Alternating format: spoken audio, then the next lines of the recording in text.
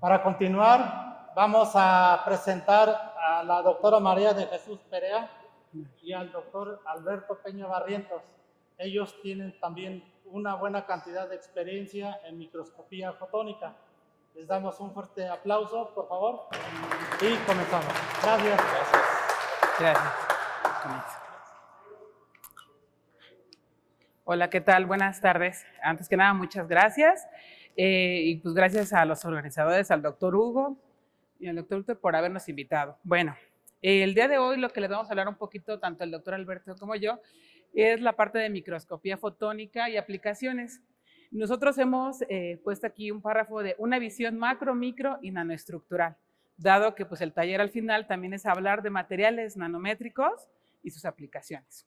Nosotros estamos aquí en el centro, justamente en el laboratorio de microscopía con focal multifotónica y preparación de muestra. Ok, sin más preámbulo, comencemos. Aquí algo importante, dado que estamos hablando de nanomateriales, es definir qué es la nanociencia y la nanotecnología, que seguramente es un término que ustedes a diario tienen un acercamiento con ello, pero algo importante decirles que todos los materiales están nanoestructurados, todos aquellos que nos rodean. ¿Qué quiere decir? Que toda la parte biológica, o sea, de hecho nosotros somos un material nanoestructurado, ¿ok? Partimos desde moléculas que van a formar compuestos, los compuestos van a formar células, las células van a formar órganos, y después vamos a estar nosotros. Entonces, ¿qué es la nanociencia? Va a ser la ciencia, va a ser el estudio, perdón, de fenómenos, propiedades, características y materiales a escala nanométrica. Y la nanotecnología va a ser ya la aplicación, la síntesis, y tanto de todos estos compuestos a esta escala. Ahora, ¿cuándo creen que tuvimos el primer acercamiento a la nanotecnología y a la nanociencia? No sé si alguna vez han visto se llama Viaje Alucinante, era una película que yo recuerdo que era muy pequeña y salía en el Canal 5. Entonces, desde allí ya se hablaba de este término. Desde 1966. Rompiendo el mayor estereotipo de la ciencia ficción, Viaje Fantástico describe un emocionante viaje espacial, pero no al espacio exterior, sino al espacio interior. Cuando un importante científico es víctima de un atentado y sufre un trauma cerebral, sus colegas emplean una tecnología experimental para tratar de salvarlo. Mediante un proceso de miniaturización, los tripulantes del submarino Proteus son reducidos a un tamaño microscópico y luego inyectados a una arteria del paciente. Rumbo a la zona del cerebro, los exploradores enfrentan el ataque de bacterias, anticuerpos y otros peligros mientras descubren los misterios asombrosos de lo infinitamente pequeño. Con su lujosa puesta en escena y decorados formidables que recrean regiones enteras del cuerpo humano, esta maravillosa película sorprende, emociona y divierte sin importar sus ingenuidades ocasionales. Dirigida con creatividad y profesionalismo por Richard Fleischer, Viaje Fantástico es todo un clásico en su género y todavía mantiene su capacidad de cautivar. Ganó 2 premios Oscar, mejores escenografías y efectos visuales.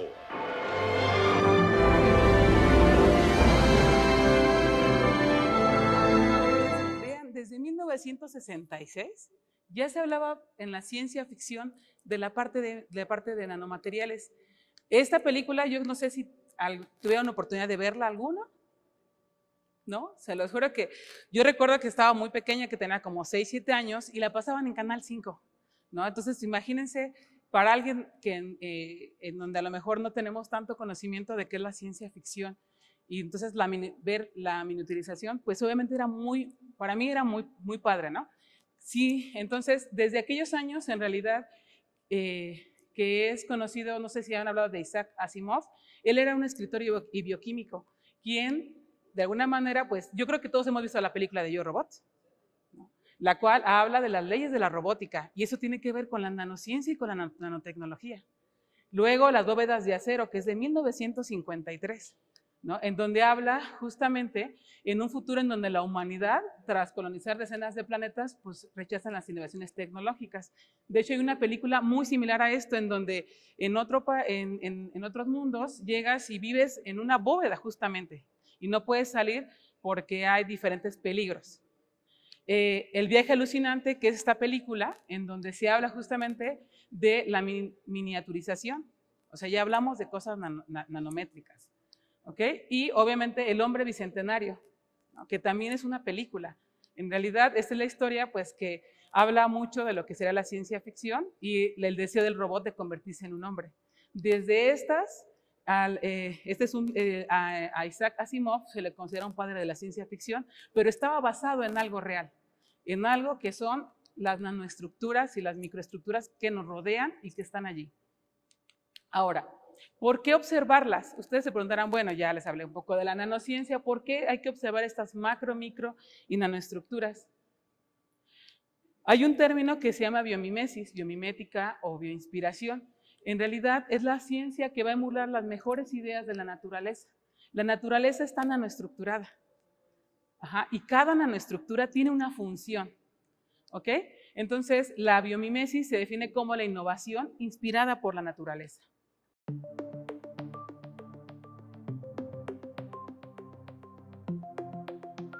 La imitación de la naturaleza es una de las reacciones instintivas del ser humano. Los pájaros nos enseñaron a volar, aunque tardamos en aprender. Pero no fue hasta mediados del siglo XX cuando se acuñó un término para describir ese enfoque tecnológico al que Otto Schmidt bautizó como biomimesis o biomimética. Uno de los primeros ejemplos sería la invención del velcro, que nació tras un paseo por el campo de un ingeniero y su perro. Al volver a casa, nuestro ingeniero vio que tenía los calcetines repletos de bolas de una planta llamada bardana. Preguntándose por el motivo de la adherencia, las examinó con detenimiento. Por fin encontró la explicación. Las bolas de bardana contenían una tupida red de microganchos. ¿Por qué no aplicarlo a un material textil? Y así patentó el velcro. En realidad no hizo más que aprovechar el trabajo de perfeccionamiento de la naturaleza durante millones de años. Hoy, la biomimética y sus soluciones sencillas y eficientes se aplican en numerosos campos de la tecnología, incluyendo la medicina, la energía, la aeronáutica o los materiales avanzados.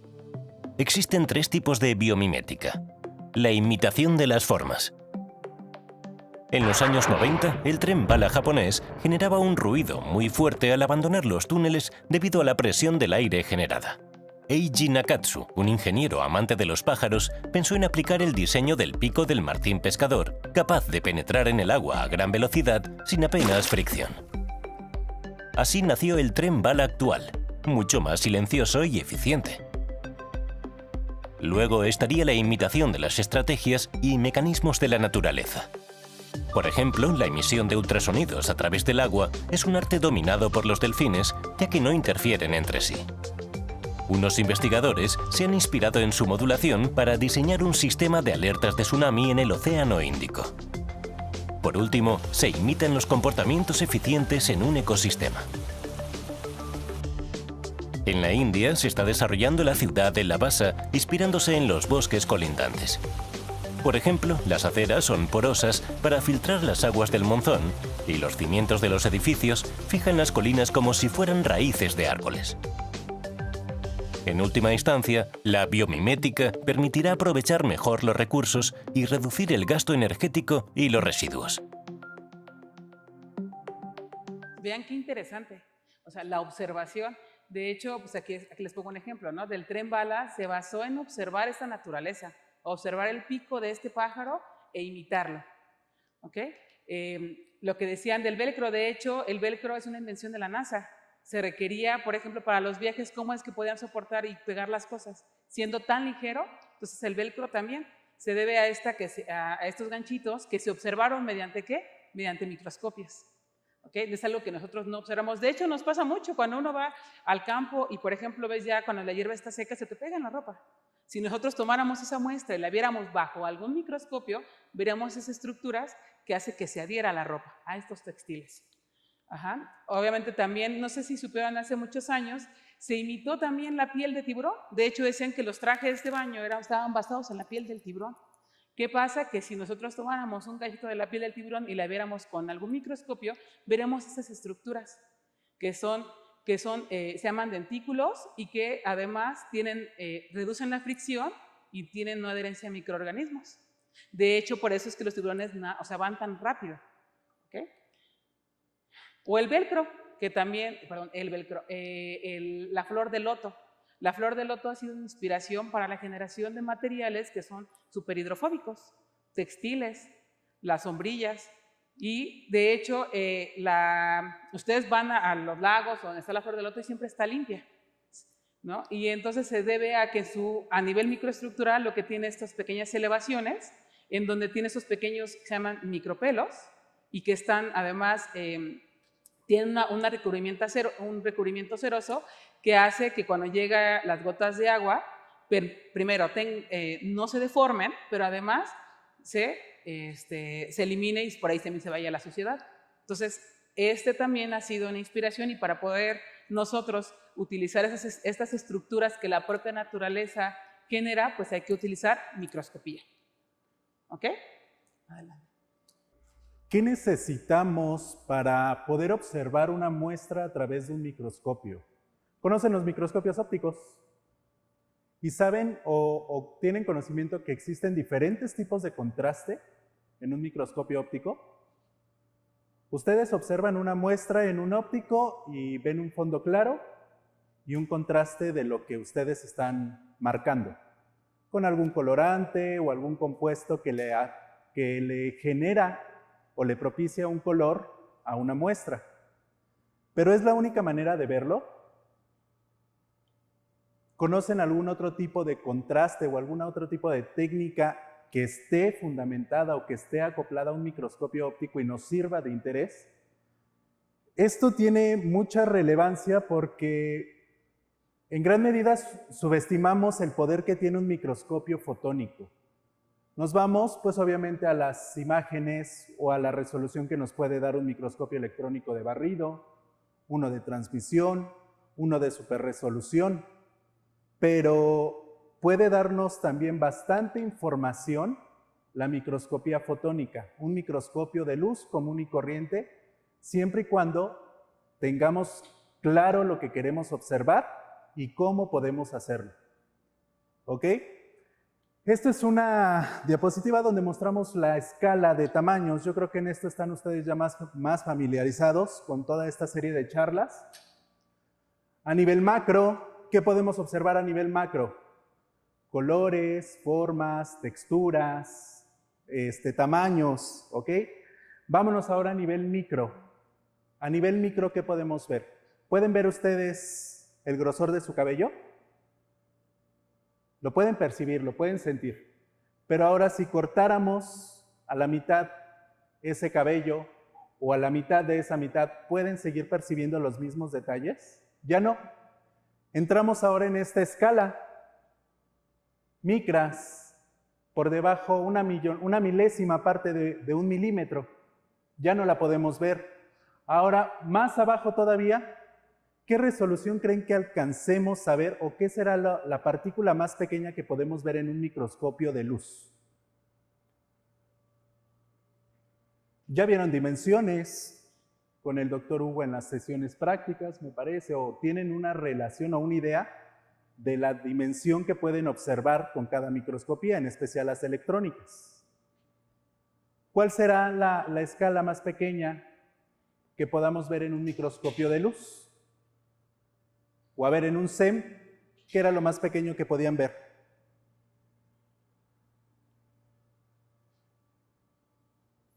¿Podían ver átomos? ¿En el SEM? ¿O en el TEM? Aquí, la máxima resolución que alcanzamos en un microscopio de luz ronda los 200 nanómetros. ¿Ok? ¿Qué más podemos hacer en este tipo de microscopías? Bueno, ya hablábamos que la macroescala, vemos estos factores que podemos apreciar con nuestros ojos, que podemos sentir. A microescala vamos a ver tejidos, algunas estructuras de soporte, células, órganos, glóbulos o algunas emulsiones. A nivel nano, vamos a ver ahora los organelos que constituyen a estas células, por ejemplo, nanopartículas, nanotubos, nanoestructuras, ¿ok? Por debajo de 100 nanómetros. Ya no las podemos ver en un microscopio de luz, pero podemos tomarlo como un punto de partida para hacer nuestra investigación un poco más completa. Miren, colores, texturas, sabores, formas, todo con nuestros ojos. Esta es la otra relación de los tamaños, dimensiones que podemos ver conforme va disminuyendo la escala. Toda esta plática es muy biológica. Yo creo que de todo el centro, nuestro laboratorio es el que trabaja la mayor parte del área biológica, pero también tenemos algunas aplicaciones para el área de materiales o síntesis inclusive. ¿Cómo podemos observar todos estos detalles a nivel micro, inclusive a nivel nano? Con ayuda de microscopios, ¿ok? Microscopios que van a tener un poder resolutivo que me va a alcanzar o me va a permitir observar todas estas características. ¿Qué tipo de microscopios tenemos? Bueno, estos ya los conocen bastante bien. Un microscopio electrónico de barrido, uno de transmisión, fuerza atómica, pero aquí tenemos los fotónicos, microscopía o estereoscopía, que es una lupa, microscopía óptica o microscopía inclusive de fluorescencia o confocal. Vamos a ver más adelante qué podemos hacer con cada una de ellas. Y en este diagrama muy interesante observamos a qué escala trabajan generalmente este tipo de microscopios. Miren, un microscopio de luz o un microscopio fotónico hasta los 100, 200 nanómetros, milímetros, microscopía confocal o de superresolución, microscopías electrónicas de fuerza atómica y finalmente las de transmisión.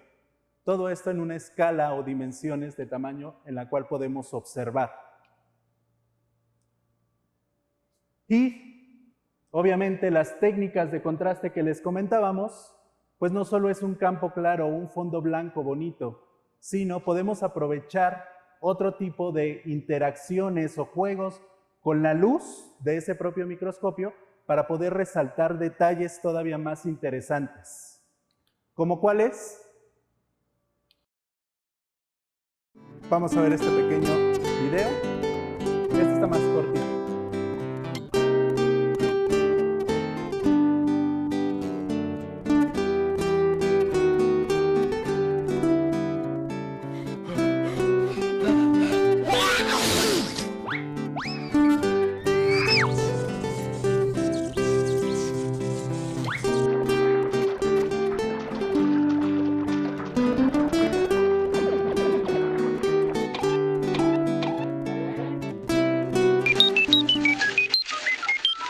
Hola, hoy les quiero contar quién y por qué se inventó el microscopio. Nuestro ojo nos permite ver hasta 1 milímetro o una pequeña hormiguita. Pero si quiero ver con más detalle, puedo usar una lupa. Pero si quiero ver más, pero más chiquitito, lo que a simple vista no se ve, necesito un microscopio. Los microscopios son una ventana a ese mundo muy pequeño, oculto y fascinante que nuestros ojos no pueden alcanzar. Han hecho posible el desarrollo de las ciencias, de la química, la microbiología, sin las cuales nuestra vida sencillamente no sería posible como la conocemos hoy. Pero, ¿sabes quién inventó el microscopio? No hay un único responsable detrás de esta maravilla. Cuenta la historia que fue Galileo Galilei, en 1610 en Italia, un señor inquieto e inteligente que lo usó por primera vez. Pero otra versión dice que en realidad fue el holandés Zacharias Janssen quien inventó el microscopio. Su familia era un fabricante de lentes y comenzó a utilizarlo antes, en 1595.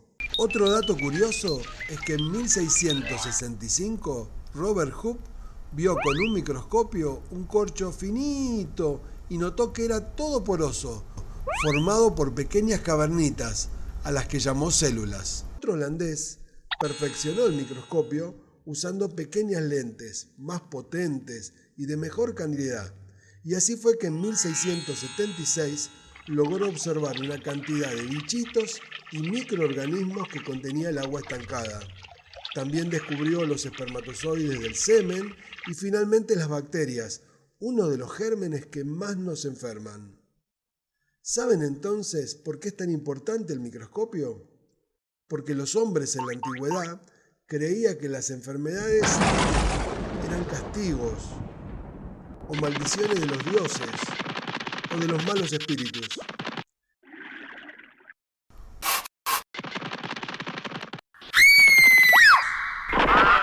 Porque en realidad no conocían a los gérmenes o a los microbios. Bichitos muy pero muy chiquitos, imposibles de ver. Ahora me voy a seguir investigando. Te espero para que junto al doctor Microscopio descubramos todo lo que no se ve. Hasta nuestro próximo encuentro. Muchas gracias por acompañarme. Cuida tu salud. Un gran abrazo. Ya vieron entonces desde dónde viene la invención de este tipo de aparatos. No solo requiere lupas, lentes, sino que para el desarrollo de un microscopio necesitamos la conjunción de diferentes disciplinas: física, óptica, química, mecánica. Todo esto, o el trabajo en conjunto de estas áreas, nos da como un producto un equipo con un poder resolutivo impresionante, con capacidades pues obviamente extraordinarias. ¿Ok? Este tipo de microscopios, pues bueno, impulsado por estas líneas o estas áreas del conocimiento principales, y cuya función es hacer visible lo que a nuestros ojos es imperceptible, como lo vimos en el video. ¿Ok? ¿Qué componentes tenemos? Componentes muy simples: oculares, lentes, objetivos, platinas, tornillos para ajustar o enfocar y desenfocar este tipo de muestras. Pero, les decía, tenemos diferentes técnicas de contraste que van a incidir, obviamente, dentro de este espectro electromagnético. Este espectro electromagnético, pues si es un microscopio de luz, nos vamos a centrar en el rango visible, de 400 a 700 nanómetros. ¿Ok? ¿Y qué tipo de técnicas vamos a tener? Hablábamos primero de un estereomicroscopio. ¿Qué podemos ver con un estéreo? ¿Han usado un estéreo? ¿Trabajan algo de metalografía, síntesis? Es un microscopio muy simple. Consta de 1 o 2, inclusive 3 pares de lentes con magnificaciones de 2x, 4x, 5x, y nos permite ver de manera global o general cómo está constituido mi material. Si tiene alguna imperfección, si tiene algún daño, podemos verlo, digamos, con rasgos muy generales. Si queremos hacer esto más específico, utilizamos otro tipo de lentes. Necesitamos magnificar el poder de las lentes que constituyen este sistema óptico. ¿Ok? ¿Cómo lo vamos a hacer? Pues bueno, yo creo que este tipo de imágenes las han visto, o similares con un microscopio de campo claro, donde el haz de luz o mi fuente de iluminación es concentrada por un condensador y me permite iluminar mi muestra y observar este tipo de contraste de muestras teñidas. ¿Qué pasa? Yo les decía, ¿conocen algún otro tipo de contraste o algún otro tipo de técnica? ¿Qué pasa si ahora yo modifico este campo o esta trayectoria de la luz? ¿Qué pasa si yo la cierro o la bloqueo? Tengo otro tipo de contraste que se conoce como campo oscuro. ¿Ven la diferencia en las imágenes? Teníamos en la otra un fondo claro, ahora tenemos un fondo oscuro. Me permite ver otro tipo de características: relieves, formas, texturas. que antes no podía ver con la luz transmitida o con el campo claro. ¿En qué consiste esta técnica? Ponen un pequeño filtro opaco que sería lo equivalente a que ustedes en la noche cerraran o entrecerraran la puerta de su habitación dejando la luz encendida del pasillo. Hay un pequeño halo de luz que se cuela por esa rendija de la puerta y obviamente cambia toda la percepción de la persona que está dentro de ese cuarto oscuro, ¿no? De esta manera tenemos el fondo oscuro de nuestro material resaltando obviamente otro tipo de estructuras o formas que antes no podíamos percibir. Miren. La luz polarizada. ¿Habían escuchado de la luz polarizada? ¿No? La luz se comporta como onda y como partícula. Eso sí lo conocemos. ¿Ok? En este caso consiste en alinear esas ondas, tanto su campo eléctrico como su campo magnético, en una sola dirección. Si la luz viaja en todas direcciones, vamos a colocar un filtro o una rejilla para que la luz que proviene de mi lámpara salga en una sola dirección. Si vemos aquí estos filtros, mi fuente de iluminación que viene en todas direcciones sale únicamente en una sola dirección que va a estar orientada a las rejillas de ese filtro. ¿Ok? Esa sola dirección va a tener la capacidad de resaltarme diferentes tipos de contrastes. Miren, algunas estructuras cristalinas que podemos observar, almidones, cristales, van a tener otro tipo de información o van a dar otro tipo de realce. El contraste interdiferencial me genera imágenes muy parecidas a una reconstrucción tridimensional. Me permite ver contornos, formas, como si lo estuviera viendo en 3D. Y aquí no necesitamos teñir la muestra con algún colorante. Simplemente es manipular la luz con filtros. ¿Ok? Lo mismo, miren, los contrastes que podemos obtener sin necesidad de teñir. Y finalmente, fluorescencia. Marcar con imágenes o con colorantes que tengan esa capacidad de emitir luz, como los marcadores, los plumones que vemos fluorescentes, fosforescentes, y al excitarlos con una luz específica, podemos obtener imágenes de este tipo, ¿ok? Más llamativas, con mejor resolución y con diferente tipo de características.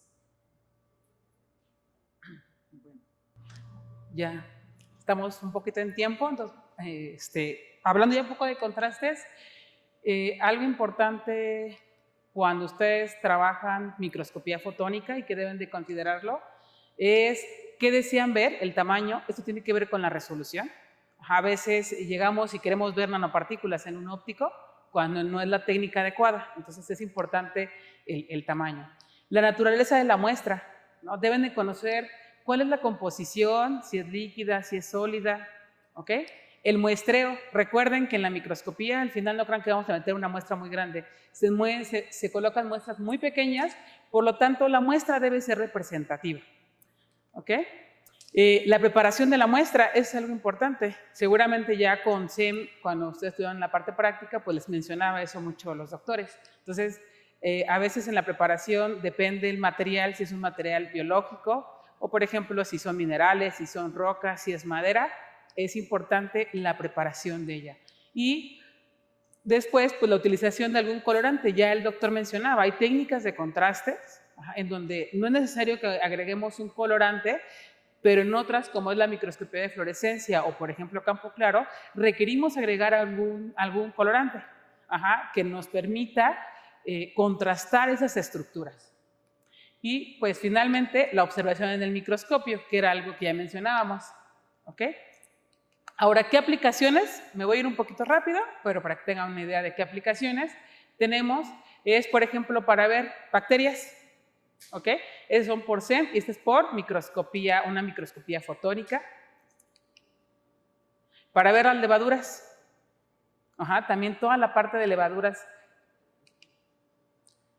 Amibas, ustedes saben que es un problema de salud mundial, de salud pública, la presencia de las amibas. Entonces también, por ejemplo, para ver amibas. Células, toda la parte de estudios de fármacos, en la parte de medicina, se prueban en células, en líneas celulares. Entonces, esta es una imagen de microscopía de fluorescencia donde vemos el núcleo, el citoesqueleto y las mitocondrias. Entonces, también para ese tipo de estudios. Toda la parte de hongos, ¿no? Los hongos, los famosos hongos, que por ejemplo le crecen justamente a los alimentos. Entonces también podemos estudiar los hongos. Esta es microscopía electrónica de barrido, esta es microscopía óptica de campo claro y esta es microscopía de fluorescencia, ¿no? Cada una de las técnicas nos provee información. Por ejemplo, almidones, ¿no? Toda la fuente de almidón, este es almidón de una papa que se da justamente, es una papa criolla que se da en el pico de Orizaba. ¿Okay? Y esta, por ejemplo, es de otro material. Vean las diferentes formas de los almidones. ¿Por qué son importantes? Pues en la parte de detergentes, plásticos, cosméticos, textiles, construcción, medicamentos, adhesivos, tintas.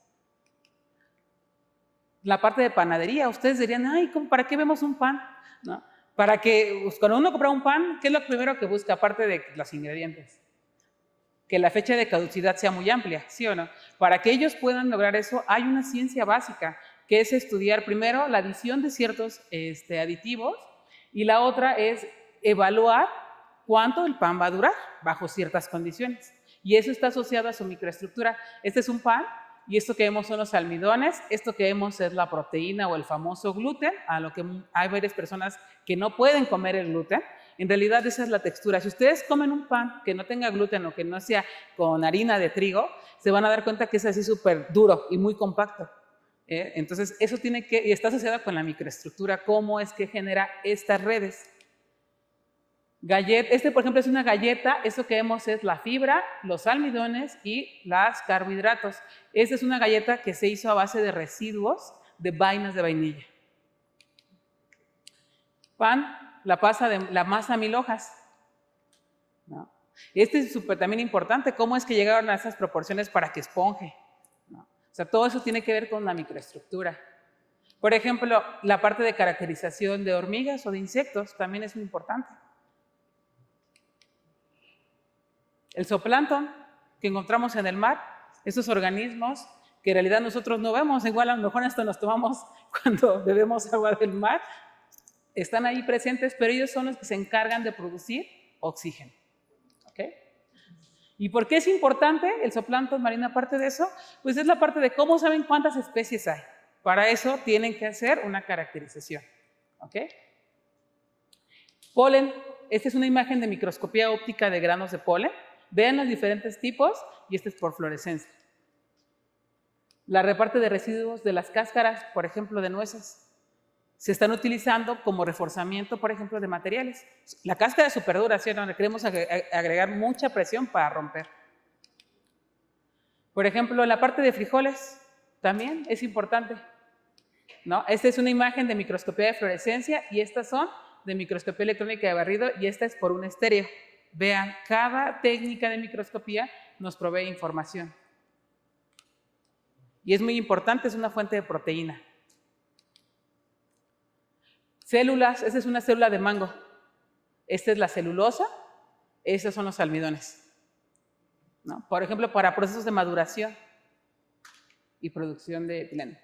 Aquí les mostramos de diferentes imágenes por ejemplo, de células vegetales que, como bien decía el doctor, trabajamos mucho en la parte de tejidos vegetales.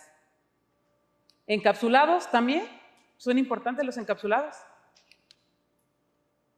Textiles funcionales, ¿no? Imagínense para aquellos que nos pican, sobre todo en esta temporada, los mosquitos, ustedes sintetizar nanopartículas o partículas o encapsulados que puedan imprimir en los textiles y que además pues ya no nos piquen los mosquitos. También la caracterización, algunas poliuretanos y bueno, aquí hay una serie de imágenes de las diferentes técnicas de microscopía.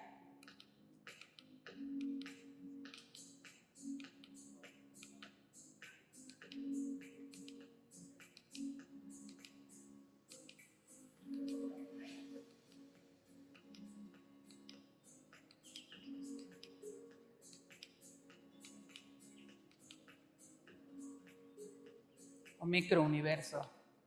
Y bueno, pues estamos aquí en el centro, algo de los equipos que se tienen aquí, y bueno, específicamente en el laboratorio de microscopía confocal multifotónica y preparación de muestras, y pues gracias.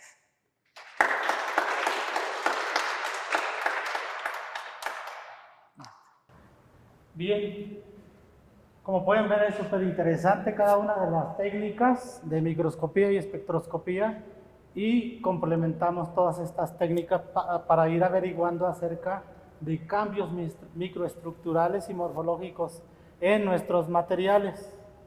Pues bien, si tienen alguna pregunta antes de comenzar, tenemos ahorita un break como de 5 minutos para una fotografía grupal con las mascotas del Politécnico. Posteriormente pasan atrás y si quieren tomarse fotografías individuales, ¿de acuerdo? Entonces en cuanto lleguen nos preparamos para la fotografía grupal y ellos se retiran a aquella parte para fotografías individuales. Mientras tanto, en lo que llegan, podemos comenzar con algunas preguntas. Por ahí me preguntaban sobre glóbulos rojos ayer. Perfecto. Bueno, entonces, ¿quién levanta la mano? En este tipo de instrumentos es mucho más fácil ver glóbulos blancos, rojos y leucocitos y todo eso, ¿verdad? O sea, como, ¿cuál es el protocolo para observar sangre? Por fortuna la sangre ya tiene color, entonces no hay que teñir. Sin problema en un microscopio de campo claro podemos ver forma, tamaño, si hay algunas deformaciones en estos glóbulos, tanto linfático, bueno, en las linfas inclusive, glóbulos blancos o glóbulos rojos y caracterizarlos a detalle. Microscopía confocal también la hemoglobina permite florecer, entonces podemos aprovechar esa fluorescencia y hacer reconstrucciones tridimensionales de esos glóbulos rojos. Entonces depende del detalle hasta el que quiera llegar, podemos ocupar sin problema este tipo de técnicas. Adelante. Las caracterizaciones de las células, normalmente, ¿cuál es la caracterizaciones más principales que le hacen cuando les llegan muestras para analizar? En cuestión de células, ¿verdad? Sí, en cuestión de células. Por ejemplo, lo que hemos visto mucho es, en líneas celulares ven la parte de antioxidantes, la formación de radicales libres. Entonces, por ejemplo, utilizamos la microscopía de fluorescencia para evaluar, porque lo que quieren ver es, ya ven que actualmente toda la parte de radicales libres, la formación. Entonces, eso, o por ejemplo, estábamos viendo también de la compatibilidad de las células, por ejemplo, para la parte de prótesis. Ven que hay un grave problema de que a veces las personas le ponen la prótesis, pasan muchos años y su cuerpo la rechaza. Entonces, por ejemplo, lo que hemos visto últimamente es que traen líneas celulares que crecen sobre esa prótesis y vemos la muerte celular. Por ejemplo, ¿no? Entonces, y algo tipo, como ese tipo de células que mostré hace ratito. Ay, ¿cuáles estas? Como algo así son de estas. De hecho, también el doctor Hugo lo ha visto en SEM y justamente cuando las células rechazan ese material, las células se encogen. Y si no lo rechazan, están así, como arañitas. De hecho, en la parte esta hemos visto que pareciera como si las células, cuando sí son compatibles con el material, se agarran, se enganchan, ¿no? No sé si recomiendas tu duda. Sí, esa. Y está muy interesante. De cualquier manera, si Aquí andamos. tienen otras preguntas, aquí van a estar los doctores con nosotros. Vale, gracias. Listo. Un aplauso. Vale.